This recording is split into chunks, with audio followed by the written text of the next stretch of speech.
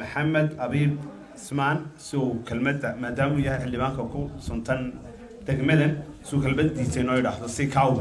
رب العالمين وصلى الله على سيدنا وصحبه وسلم. أرنتنا إن ما أنت هل كنت تشوفنا وشقة ديسك عادي هذه دولته سقبل سي شقوي كي عادي هاي ما الله هاي لقبنا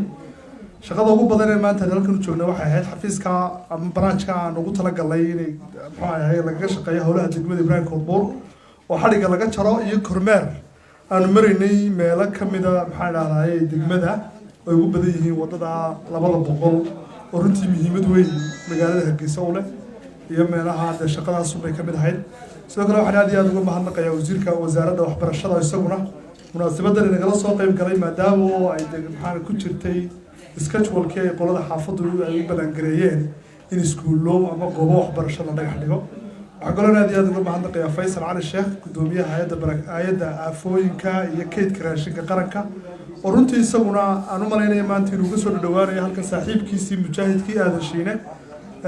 هذه أدبرتي عد كستوها وش كسر شقيسي أنا أقول بهالدقيقة هذه أقول بهالدقيقة إحنا ما نرى صاحب بدي لا يقول هديجا كي يقول ما أنت سعداء كن نقوه هلينا هي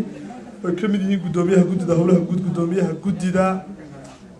قالها يمالية ده كل هديجا كي عاصمة ده هرقيسة شمال يم بداية سلوا كلام سكونا سعداء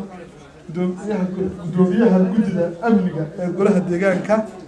حلو نسكر أهنا وكيل كقولها الدجاج كدجمة محمد موجي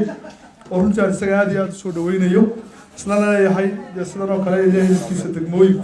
وترتميات وعلى هذه أدوم عندنا قيادة دوينها حافظا كارهان حافظا نسيت شغلنا هذا الشيء وحول بدن يبيله بدن التعلم ساد شيكتين هل كان واحد شراء ميلوا وين oo mashaariic waaweyn laga fulin karo wadan guuda oo ku yaala area xaafadani dawladdu hoose way ka warhaysaa dhinaceega way ilaalinaysaa idina inaad ilaalisaan baa idinka doonaya sidoo kale waxaan uga mahadnaqaynaa intii hawl iyo hadiimaba ka gaadhay in dandaa guud la ilaaliyo oo ka mid ah odayaasha xaafadan oo runtii ay gudida xaafadan ay ugu horeyso runtii dawladdu hoose wixii ay qabanayso ay xaafadaha koodbuur iyo dhammaantood hargeysa oo dhan laga qabanayo سند كان وقرشيسيه وقريه إلهي يدبكي سنة وحرجينينا معلم بهالكي إنه قالنا إنه قال تاكتي إنه سوكي سنة ندويني هي دولتنا إنه قالنا وإنه قبرنا أرمها أنا ديات كوكو دار يوم كنتي ندوري إن حافظنا واحد نصيبه لهاي وكذا ما أنت ببر كورنور على وضع أما سهرجي سباي باس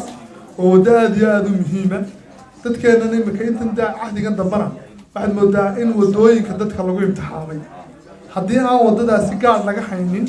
oo idaan wadada gaadh laga haynin oo meesha jimcaha la dhisaya idaan dawladda iyo degmada aan la soo wadaagin meesha wadada isleedin way ku qalloocdeen inaan la soo wadaagin xaafadana qurux badan mayso runtii waxaan rajaynayaa inaynu wadooyinka ilaalino meelaha danta guudana aynu ilaashano wadada adiga iskale ninka meesha boorkiisa ay wadadu hormarto isaga bay dan u tahay hadduu mitir dib uga baxayo iyo hadduu 2 mitir dib uga baxayaba isagay faa'iido u tahay laakiin hadduu mitir ku guuro isagay dhibaato u tahay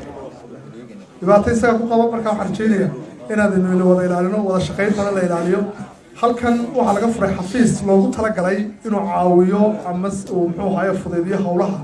xaafadan ay leedahay baahida xaafadan leedahay isla markaana waxa loogu talagalay in xafiiskaasi lagu qaado waxa la leeyahay wixii cashuur ku waajibtay xaafada waxaan marka cashuurta la bixiyo aynu cashuurteena bixino ayaa annaga nala xisaabtami kartaan oo aniga la xisaabtami karaa oo maayirka la xisaabtami karaa oo cid walba la xisaabtami karaa waxaan ogaataan waa la tartamayaa waana la ordayaa aad iyo aad bad maasid wassalaamu calaykum waraxmatullaahi wabarakaatu waxaan halkan uga mahadcelinaynaa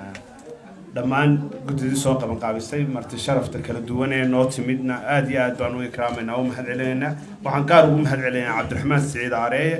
oo ahaa guddoomiye isku soo duwariday hawshan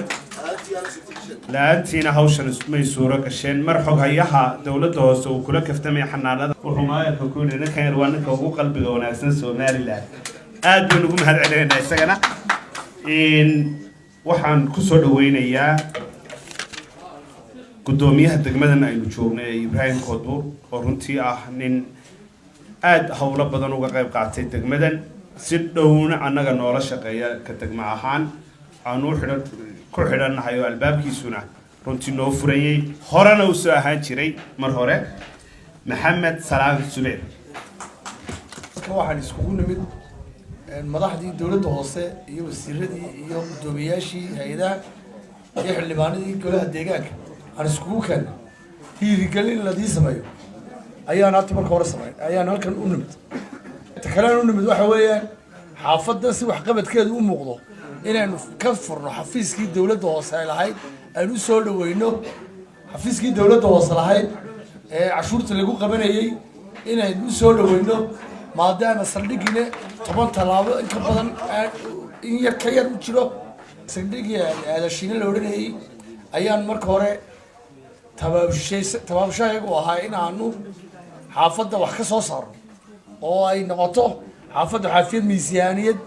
dowladda hoose xoog ku leenay noqoto xaafad yar maaha waxa weeyaan 150 laga soo bilaabo halkaana sheedayii hoose laga soo bilaabo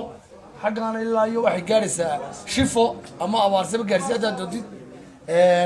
halkana 200 kor bay u dhaafsantay biyashiini baa soo celinaysa marka waxa weeyaan xaafadan waxaan doonaynaa inaanay isdhigan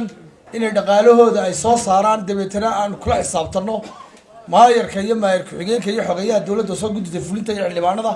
wax noo qabta waa bilowgii waa wejigeenii hore waxaad soo saartaan baa ayuunbaad wax ku leedihiin waxaan ogahay anu guddoomiye ahaan xaafadan horeyna guddoomiye tan waan uga ahaa waxaan ogahay inay xaafado badan aanay qaarkood sharci lahayn anoo maanta jaaniska ka faaidaysanaya mudane maayar waxaan kaa codsanayaa guryo badan oo ina dawaqiyo badan aan ka hadalnay oo sharci darro ku dhismay laakiinse qorshaha magaalada waafaqsan ayaa jira aynu soo xareyno si ay usoo galaan cashuurtii dowladda hoosena inoogu bilaabato bal sifeedana aan ka wada tashano go-aanad ka gaadh adiga guddidaada fulta insha allah billahi kariim cabdirasaaq iyo dhegaweyne waxaan uga fadhiyaa guddoomiyeyna waxaan uga fadhiyaa inay liis qoran ii soo gudbiyaan oo guryaha la sheegayo maaha guryo la xidhxidhaya maaha waxa weeyaan waxaynu soo gelinaa xaydaabkii dowladda hoose soo gelinaa maadaama sifo sharci aana ku dhismin sharcigeena waafajina waana loo fududeynayaa si dhaqaalihii dowladda hoosena kor kaco xaafadda dhaqaalaheedu kor ugu kaco taasi waa ballan waan wiilkan dhexdiisa insha allah idinka filayaa dakhliga xafiiska waxaan doonayaa inaad todobacnimo kula shaqaysaan dee rag oo rag iskara waanu leenahay maayar meelaha ay dalbadeen dee odaygaas dagarkii ku dhawaaqay hadda waa nin laan loo dhisan ninkan inoo hadlay halka dhegaweynaha la yidhaha waa nin laan loo dhisan dhulkuu leeyahy waad yaabaysaa wuu ka soo jari karaya waxaasoo dhan waa lagaaga fadhiyaa loogo lagaaga fadhiyaa